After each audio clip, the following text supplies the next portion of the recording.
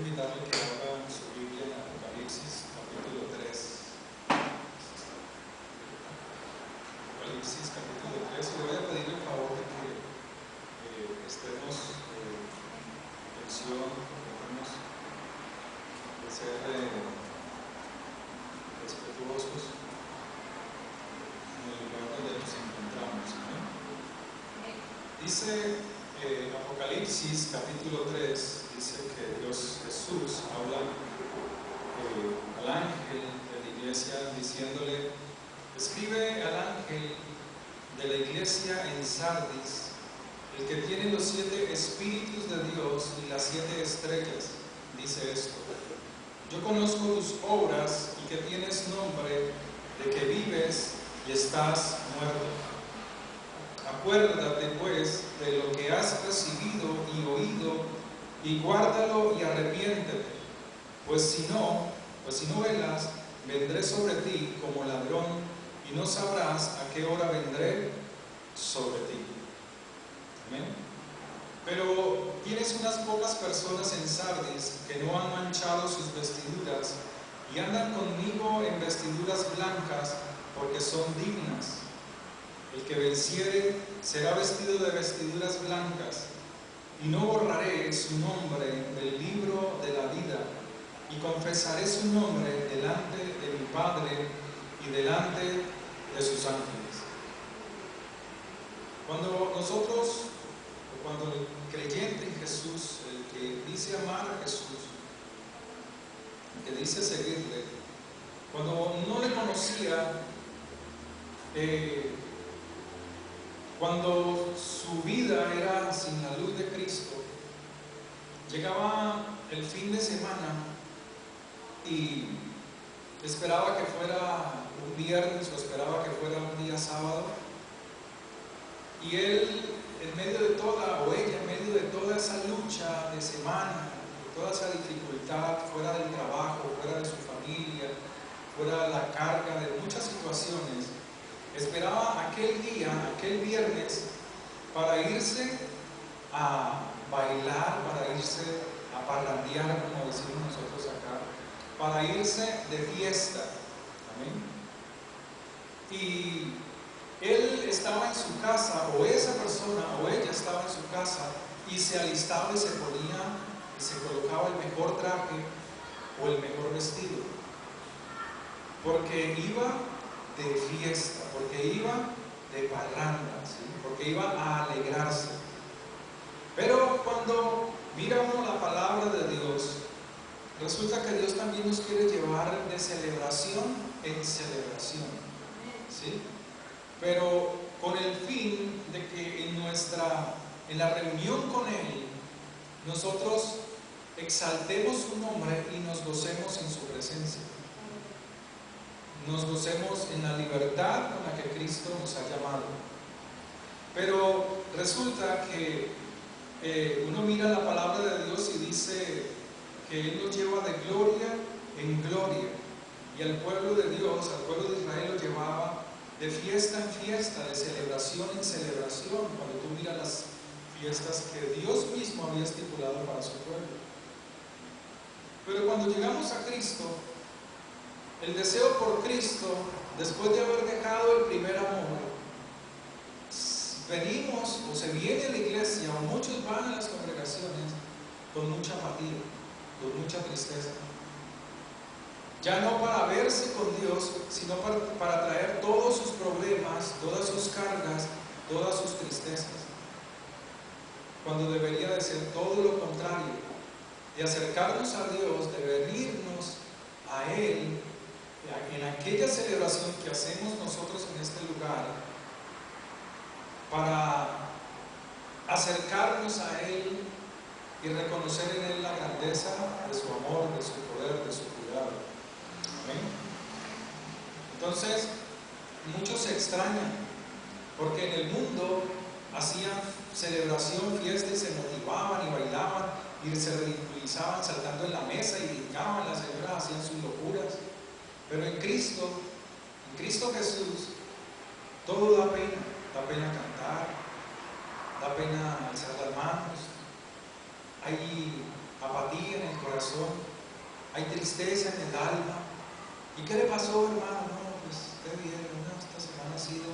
Esa es la expresión de muchos cuando llegan a encontrarse con Dios en cada celebración, en cada reunión. Esta iglesia que aparece allí en Apocalipsis, el Señor le dice lo siguiente.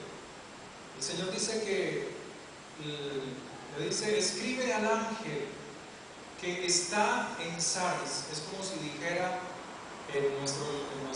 para que lo entendamos, escribe al pastor o al ángel que está en el barrio olímpico, el que está en la ciudad de Cali, ¿sí? A esa es lo que hace referencia, porque estaba en la tierra la iglesia, estaba ahí, se congregaban en cuerpo y alma. Pero él le dice: escribe al ángel. O sea, el ángel aquí se le llama, cuando tú escuchas hablar de ángeles, pues siempre nos viene a la mente alguien con alas y todo de blanco, ¿sí? Y ese es el ángel que tenemos en nuestra mente.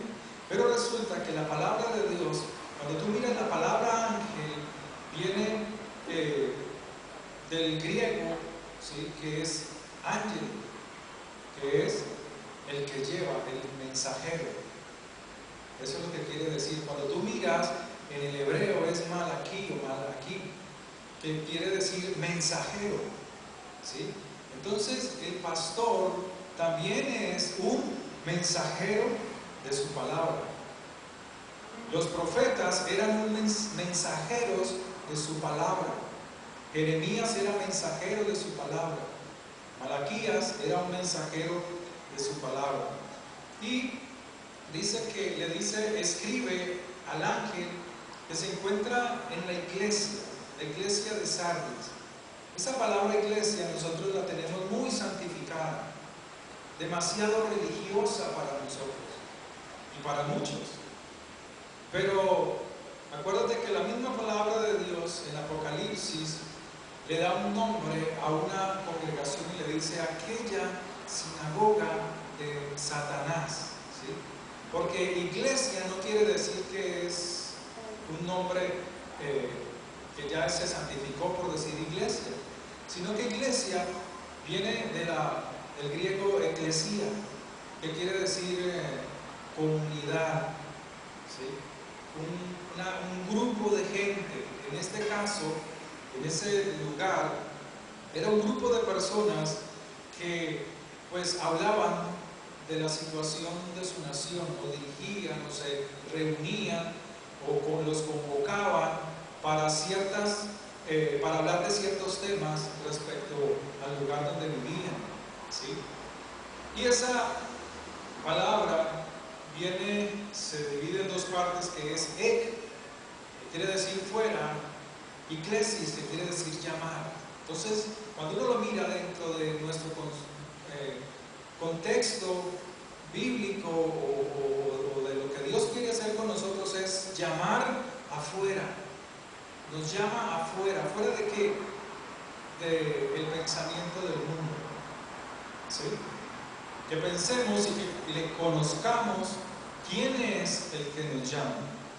Ahora, el ángel escribe a la iglesia y el Señor le dice: yo conozco tus obras,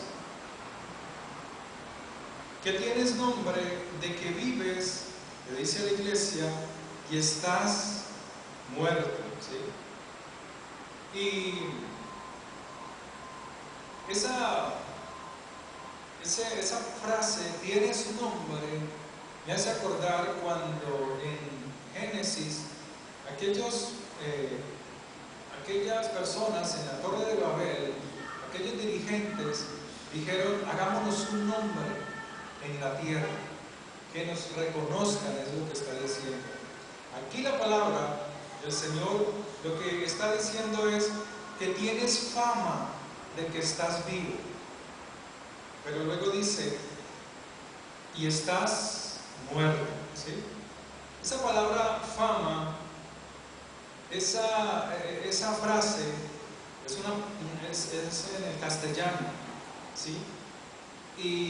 Pero cuando nosotros veíamos hace un tiempo atrás acerca de la palabra luz, también su palabra original viene de Fox. Nosotros hemos escuchado esa palabra Fox, ¿cierto? Cuando no tienes energía y vas a prender una vela, entonces usa los fósforos, ¿sí? Porque Fox significa luz en el griego, quiere decir luz. Pero también hay otra palabra para luz que es fan, no sé si recuerdan esa palabra. Esa palabra fan es la luz que aunque en nosotros no hay, nosotros la percibimos, ¿sí? Es la luz que percibimos. Pero esa palabra fan tú la conoces, ¿cierto? ¿Recuerdas cuando eras fanático o fan de alguien? ¿Sí? Y que no veías sino por los ojos de ese cantante, por los ojos de ese futbolista, hoy en día es la moda, ¿sí? Por los ojos de ese hombre o de esa mujer que cantaba ciertas canciones, aunque no eran cristianas o dedicadas a Dios más bien. Pero también en el cristianismo de hoy, en ese cristianismo falto de entendimiento, muchos cristianos tienen sus cantantes favoritos. Entonces hay unos por allá, por un continente, por otro país, hay otros acá, me gusta me gusta. Pero de Jesús nosotros tenemos que ser fan de Él, ¿cierto? Que su luz la podamos nosotros percibir, ¿sí? Entonces fan es la palabra, es la luz como la percibe el ojo. Pero si nuestro ojo es malo, ¿se acuerdan? Entonces no podemos percibir la luz que hay fuera de nosotros. Y si la luz no entra bien a nuestros ojos, por eso no podemos ver con claridad, porque los ojos están borrosos, en fin. Pero también hay otra palabra relacionada con fama, que es femi, que es una raíz que quiere decir brillar, ser claro. De ahí el castellano fama, ¿sí? Entonces, lo que el Señor está diciendo, yo conozco tus obras, que tienes luz como si brillaras, estoy parafraseando, pero estás en oscuridad, estás muerto, es lo que le estoy diciendo, ¿sí? En Mateo 6, 23 dice, la lámpara del cuerpo es el ojo, así que si tu ojo es bueno, todo tu cuerpo tendrá luz, pero si tus ojos son malos, todo tu cuerpo estará en tinieblas. Así que si la luz que hay en ti es tinieblas, ¿cuántas no serán las mismas tinieblas? Y eso sucede mucho en el pueblo de Dios. Toda hora se piensa que hay una buena relación con Dios. Muchos lo miden de acuerdo a su bienestar. Pero resulta que la palabra no nos mide en ese sentido la espiritualidad.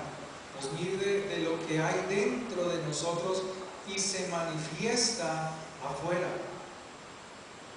El Señor Jesús dice, el que me ama, mi palabra hace, mi palabra guarda, ¿sí? Y dice, y yo vendré y me manifestaré a él, y seré uno con él, mi Padre y yo seremos uno con él, lo dice Juan, capítulo 14, amén. El hombre, como la mujer, nosotros los seres humanos, no poseemos o no tenemos la capacidad por sí mismos de volvernos a Dios. No la teníamos. Muchos dicen, es que yo encontré a Dios, encontré a Jesucristo. No, Él te encontró, Él nos encontró a nosotros, porque Jesús, nuestro Señor, Él no andaba perdido. Los perdidos éramos nosotros. Pero decimos, es que cuando yo encontré al Señor, no, cuando Él nos encontró, nuestra vida se transformó. Comenzó Él a transformarla. ¿Amén? Entonces, nosotros los seres humanos no tenemos la capacidad porque no tenemos luz. Nosotros la luz que tenemos es la que percibimos de Él por causa de la palabra que Él nos da. Pero si nosotros dejamos su palabra a un lado, nuestra luz se convierte en tinieblas y comenzamos a andar en nuestra propia manera de vivir y no de acuerdo a la palabra que Él establece. Porque es a través de su palabra que Él dirige nuestros pasos. Él dice, yo conozco tus obras. A otra congregación le dice, yo conozco tus obras y tu arduo trabajo. ¿Sí?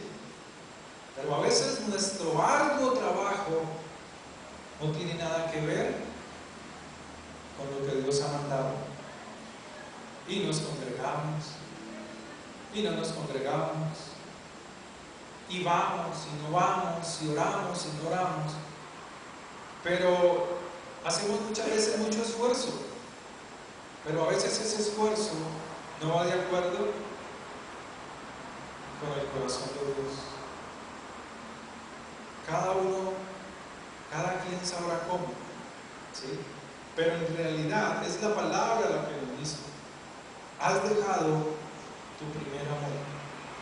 Porque cuando llegábamos a Cristo, cuando llegamos a Cristo, cuando Él nos llamó, cuando Él nos trajo, pues, ¿qué había en nuestro corazón? ¿Qué deseo había en nuestro corazón? Entregarnos completamente a Él.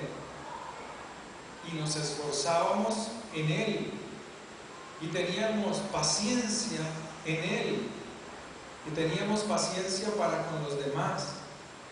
Pero cuando llegamos y esa vida en Cristo la dejamos nosotros, que se fuera convirtiendo en una rutina, ya nuestro amor por Cristo, aún el deseo, mira, el deseo por congregarse, que era lo más, que eran las primeras cosas. Yo recuerdo que uno iba con mucho deseo, se vestía para Dios, se bañaba para el Señor, se arreglaba con lo mejor para Dios. Pero con el tiempo, aún la forma de vestir ya no es tan importante que nosotros para Dios. Y dábamos lo mejor para Él. Y si llegábamos, entendíamos que íbamos a celebrar, lo que nos íbamos a encontrar era con Él. Y que desde anterioridades de nuestros hogares había un deseo por encontrarnos con Él, en su presencia.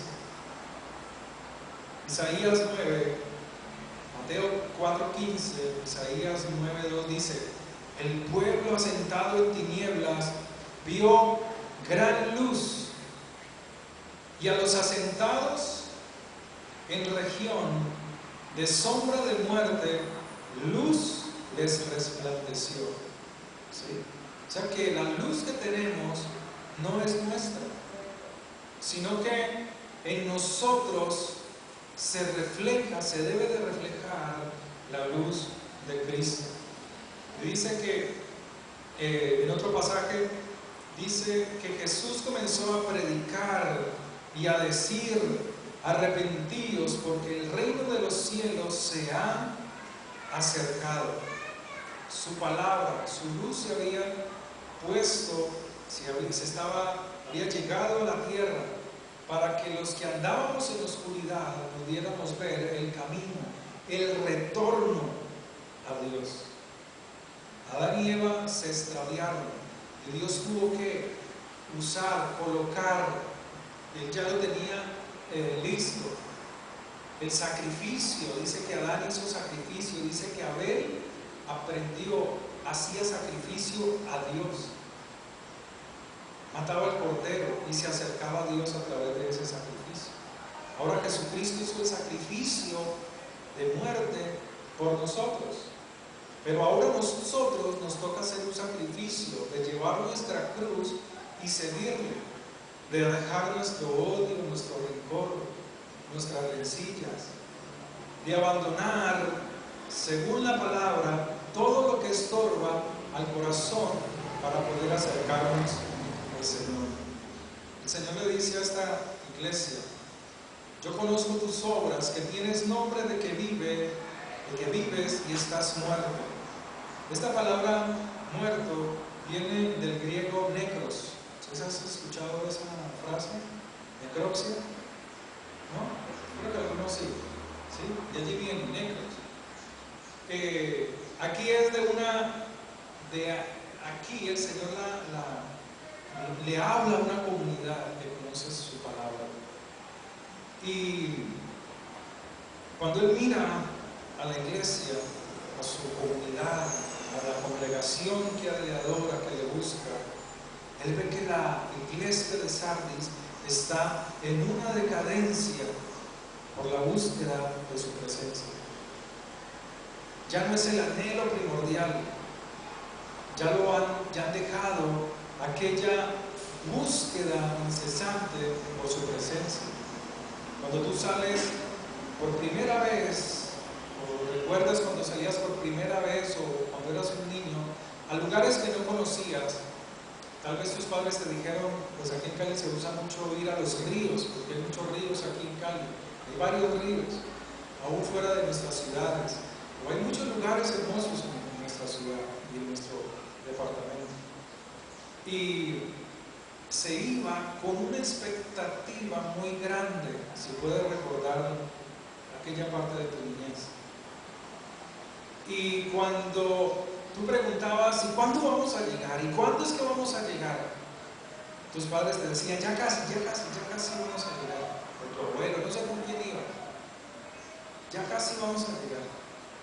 Pero cuando te decían: ya llegamos, ya estamos llegando, ay, era el gozo, era el grito, la alegría de querer bajarse, si ibas en carro, si ibas en bus, en lo que fueras.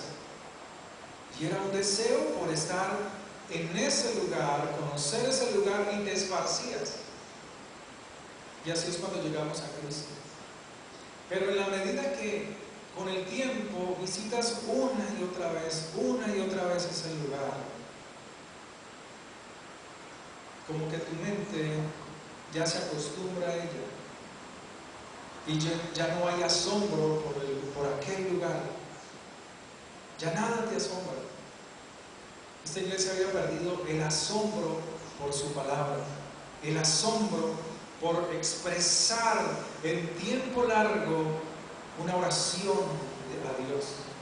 Sus oraciones eran por la comida, por el alimento, por lo que Dios daba al cuerpo, pero no por lo que Él es, no por lo que Él era. El Señor aquí está trayendo, recordándole que en Él ahí no es para quedarse allí, sino que le espera un reino y que no duerma, porque su reino está próximo a venir. Ya vino a nosotros, está en nuestra mente y en nuestro corazón, y caminamos hacia ese reino. Pero Él no ha venido a establecerlo ya, porque hay otro gobierno en la tierra y es el reino de Satanás. Lo dice Lucas: me voy porque Él viene el príncipe de las tinieblas, porque viene el príncipe de este mundo. No podía haber dos reinos juntos.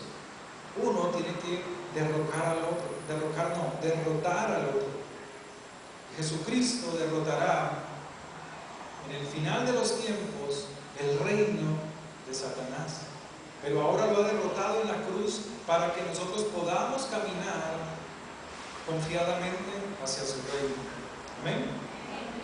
Entonces, el Señor, la iglesia de Sardis también es, el mensaje de la iglesia de Sardis también lo es para la iglesia de hoy, pues se encontraba en un estado de decadencia, de letargo espiritual, en tanto que en tal estado, fíjate, cuando la iglesia, el pueblo de Dios encuentra en un estado de decadencia, hay una inactividad espiritual. Se vuelve estéril, no produce, se enferma. Muchas veces hay personas que no saben que están enfermas y es el médico el que le dice: estás enfermo. Aquí el Señor le decía: estás enferma, a la iglesia. ¿Cómo? ¿Yo? Pero si mírame, estoy bien. No sucede así. Tiene que haber otro que conoce mejor, que nos ve mejor nuestra condición frente a Él mismo, frente al Señor. Pero el Señor hace una recomendación, y esta recomendación es por su gran amor, porque Él dice: no queriendo que ninguno se pierda, sino que todos lleguen ¿a dónde?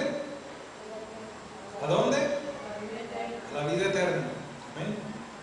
Entonces, la recomendación y exhortación que el Señor hace, que la exhortación es hablar, llamar la atención fuertemente, pero le da una salida para que la siga. Porque muchas veces viene el regaño, pero en el regaño no hay salida, sino que se decía el mal, más no la salida. Entonces el Señor exhorta a la iglesia y le dice: sé vigilante, ¿sí?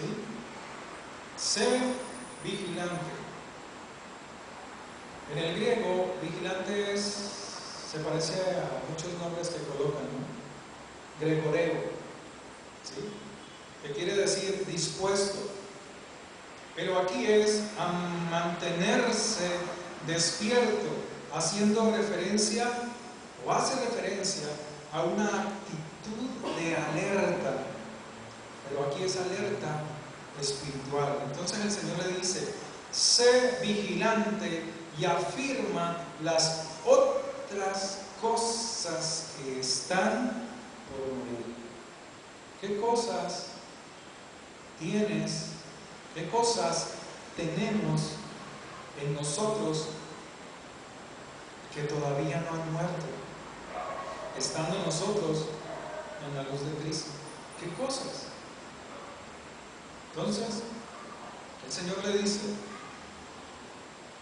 sé vigilante. Hazlas porque no he hallado tus obras perfectas. Pero nosotros muchas veces creemos que nuestras obras son perfectas y que estamos bien delante de Dios. Y esa situación hace que Dios nos vea de esta manera. Porque al mundo podemos anunciar con nuestra actitud que reflejamos la luz de Cristo, que estamos vivos, pero ¿cómo nos ve Dios realmente? ¿Cómo nos ve Jesucristo, el Señor, a nosotros realmente?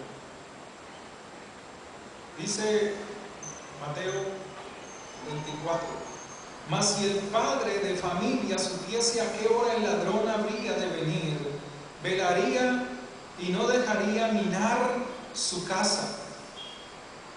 Por tanto, también vosotros estad ¿qué? Preparados. Mateo 24, verso 44. Porque el Hijo del Hombre vendrá a la hora que no pensáis. Pero conocemos sus celebraciones. Y en sus celebraciones podemos prepararnos cada tiempo, es vivir cada tiempo para Dios. Antes decía la palabra de Dios dice: pero el día y la hora nadie sabe. Y con eso, como no entendíamos, pues viene mañana. Pero no, Dios es un Dios de orden. Él no vino montado en un pesebre con vacas, con burros y con el estiércol de ellos ahí metido, y decir: aquí está la gloria de Israel en semejante podredumbre. ¿O a dónde orinan tus perros? ¿O a dónde orinan tus animales? Los sacas de tu casa. Pero ellos celebraban la fiesta de los tabernáculos que decía Dios con nosotros. Y ese tabernáculo, esa cabaña, esa choza, como se llama, para no confundirnos, hablaba del hombre, del ser humano, de la naturaleza del hombre. Pero cuando Jesús vino y María y José no hallaron lugar, había un tabernáculo, porque era la fiesta de los tabernáculos. Para decir, Emmanuel, Dios con nosotros. Por eso no hallaron. ¿Por qué no hallaron hotel para quedarse? Porque si hallaban hotel, estaban diciendo que Jesús es un extranjero, el que vino a salvarnos. No, pero como Dios tiene el control de todo, entonces no hallaron lugar en el mesón. Porque si hubiese entrado ahí, sería como un extranjero. Pero él no era extranjero. Era de ahí, de Belén, de la tierra de David, para darnos salvación. Amén o no, diga gloria a Dios, diga algo. Para acercarnos, para que su presencia mantuviera con nosotros. Es lo que el Señor le está diciendo. Tienes nombre de que vives, pero estás muerto. Y si Cristo vino y se metió allí y murió por nosotros en la cruz, es para que nosotros andemos hoy con la libertad que tenemos ahora en este país, de buscarlo cada día, de que no le pongamos pero tregua a la búsqueda de ese que nos da su salvación.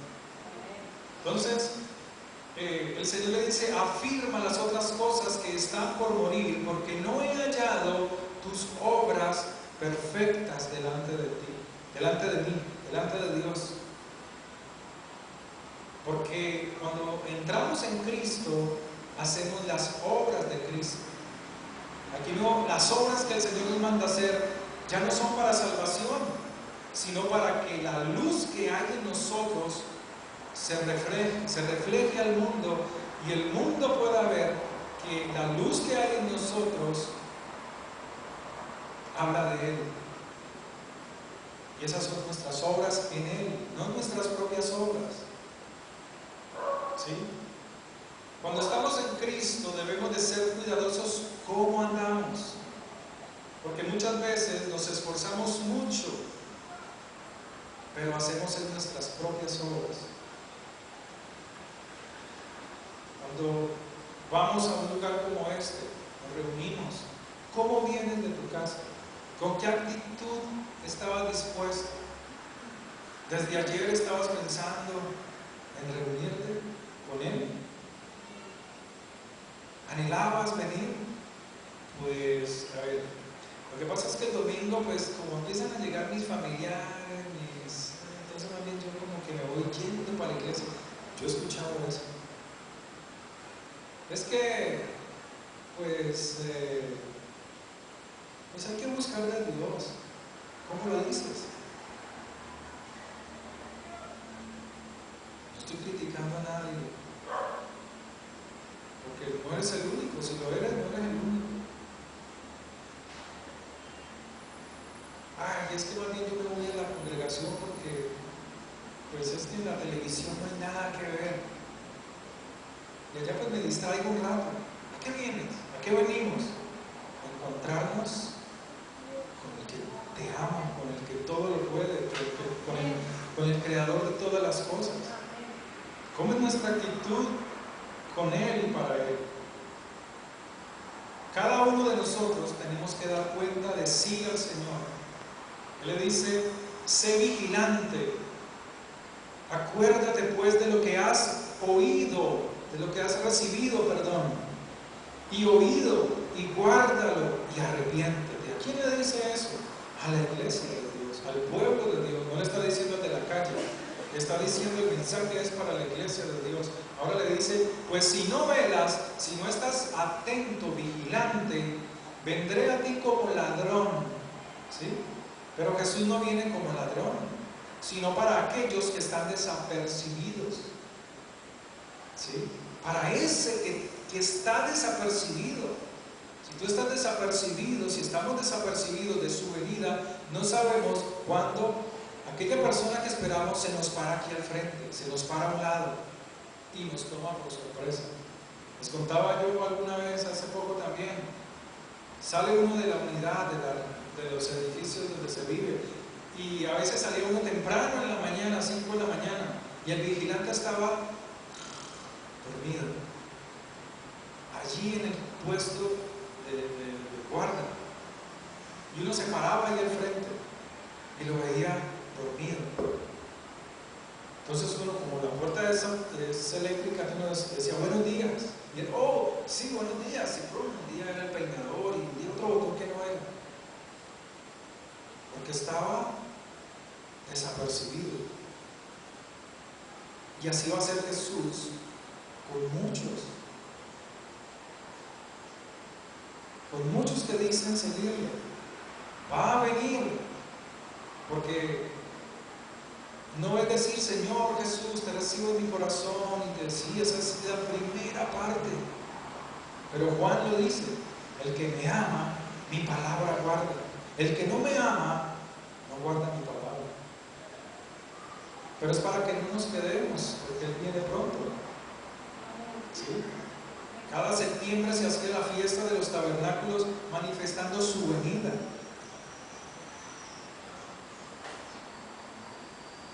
Y el pueblo de Dios sigue desatento. No estoy diciendo que, bueno, yo soy responsable de lo que digo aquí, no de lo que se interprete en la mente de muchos. Entonces el Señor habla de que Él vendrá como ladrón en la noche, pero si tú miras la palabra de Dios, dice Primera de Tesalonicenses 5:4, mas vosotros no estáis en tinieblas como para que el día os sorprenda como ladrón, ¿cierto? Primera de Tesalonicenses 5:4. Mas vosotros, hermanos, no estáis en tinieblas para que el día os sorprenda como ladrón. Por tanto, no durmamos como los demás, pero aquí dormir es de ese letargo, de esa tregua que damos cada día, o que se da al cristiano cada día para buscar de Dios. Por tanto, no durmamos como los demás, sino velemos y seamos sobrios, atentos a su venida, a su búsqueda. Pues los que duermen de noche duermen, y los que se embriagan de noche se embriagan. Pero nosotros que somos del día, seamos sobrios, habiéndonos vestido de la coraza de fe, su palabra, en obediencia. Eso es fe. No es pensamientos positivos, ahí que sí, no, eso no es cuento.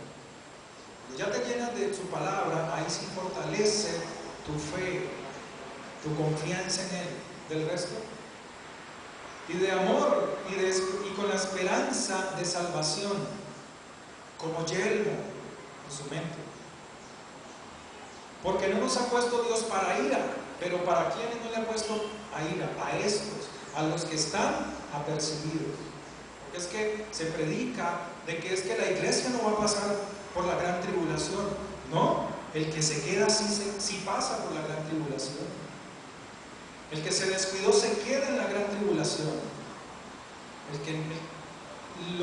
El que no hablaba de Cristo, el que no amaba a Cristo, el que sabía que había que seguir y no lo amaba, ese se queda en la gran tribulación. Pero aquí dice el Señor, no nos ha puesto Dios para ira, sí, no nos ha puesto ¿para cuál ira? Para la ira que vendrá en la gran tribulación a aquellos que negaron siempre a Cristo, que nunca quisieron aceptarlo, que no quisieron seguirlo para el pensamiento del mundo, para los que siguen el pensamiento del mundo. Pero para aquel cristiano que se durmió, que no estuvo atento a su venida, entonces aún ahí el juicio no será, la ira de Dios no será para él, pero sí será la gran tribulación para él. Porque la tribulación, ¿de quién viene? De los hombres gobernados por la mente de Satanás, por el poder de Satanás. Dios se manifiesta a esos que buscan al pueblo de Dios para destruirlo en la gran tribulación. No sé si me hago entender. Entonces la ira de Dios, el castigo de Dios, las pestes, las enfermedades, como tú las viste en el Génesis, se dan para aquellos que en el tiempo de la gran tribulación son gobernados por Satanás. Que dirán, ya nos liberamos de ti, ya nada que ver. Pero como muchos creyentes se quedaron y dijeron, uy, sí, nos liberamos, y ahora qué hay que hacer para venirnos al Señor. Pues bueno, la palabra de Dios dice que tendrán que morir.